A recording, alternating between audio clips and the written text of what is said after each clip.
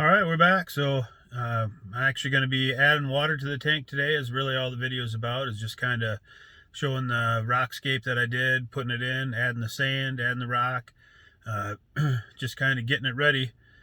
I'm not going to be adding any kind of livestock or anything, and it's going to be set for a while here, but I wanted to get this video out here just to, I'm documenting the progress of each tank like I did before, so I hope you enjoy it.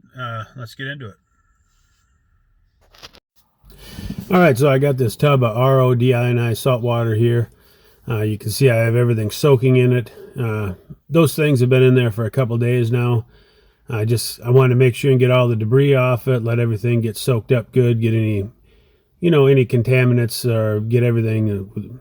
Basically, I just wanted it all to be, all cleaned up and ready to go here for when I decide to put the tank together. This bucket of RO salt water, deionized salt water here, I have a plan for it going forward.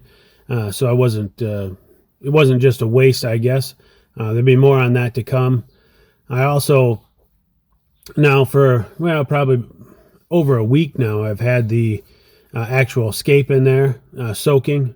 There was a lot of loose debris on there from the gluing and whatnot, and I didn't want that in my tank. I wanted it to be all nice and whatever's there. So I left them soak out in the sun in the tub. I don't know if it's going to hurt anything or not. There's no algae or anything growing on anything, as far as like from being out in the sun. But I just wanted to basically do this to get the rock to be good and soaked up with water, have it good and clean so that none of that debris and what have you gets in my tank when I set up the tank.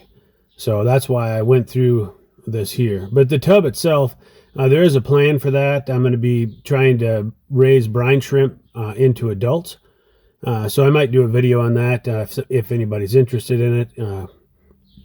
Here's the actual scape and the stuff after they're rinsed. I'm just kind of letting them sit there for a minute here while I take a picture with the camera for you guys to see what I got.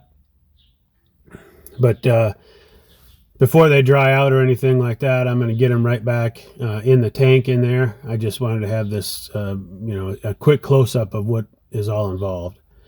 As you can see here, I got the heater in there. It's sitting in there, in that chamber.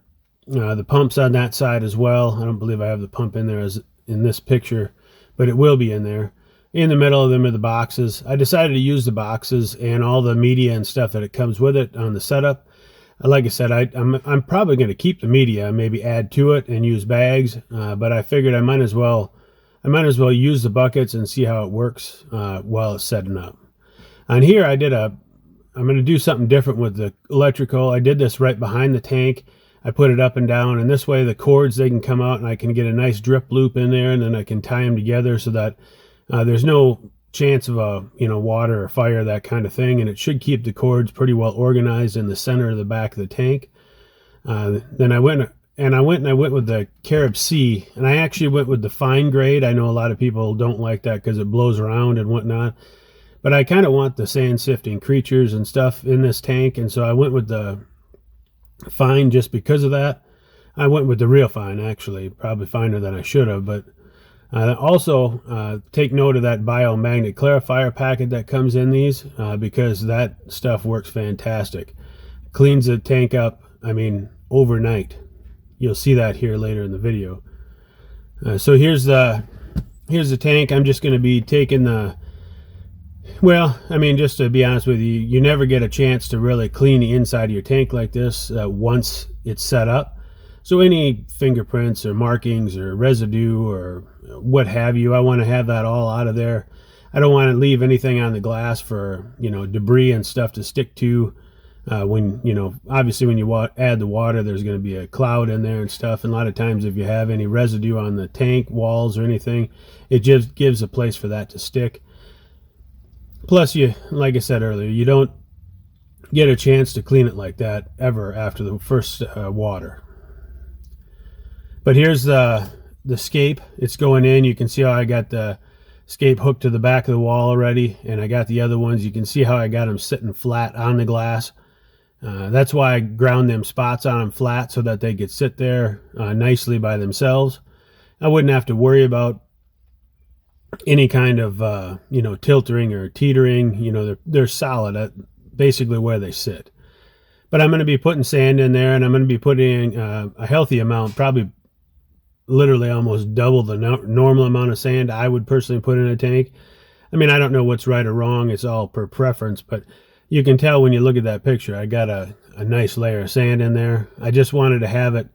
If you look on the sides, you can see where everything's buried and held in place by the sand, but also you can see how I got a nice thick layer. I don't know if that's a plus or a negative, but I want to put in a lot of sand sifting gobies and that different kind of thing in there if I can. If I can get some that don't fight with each other kind of thing, because they're just really fun to look at. So that's why I'm one of the reasons I'm going with the sand, as well as the fact that it just, to me, it really looks nice. I like the way the scape is coming out of it. It looks like an ocean when you see it like that to me. That's just my personal opinion. Here you can see where I'm pumping water out of this bucket with this fine pump, and I'm pumping it into the tank in a bowl and letting it just dribble over the side. You can see that way it's not stirring up much of the mess in the rocks in there. And there it's about half full. You can see how cloudy it is. That's not too cloudy considering, all considering. But I put that clarifier packets in there, and this is what you see the next day. So with them clarifier packets, you can see right through this.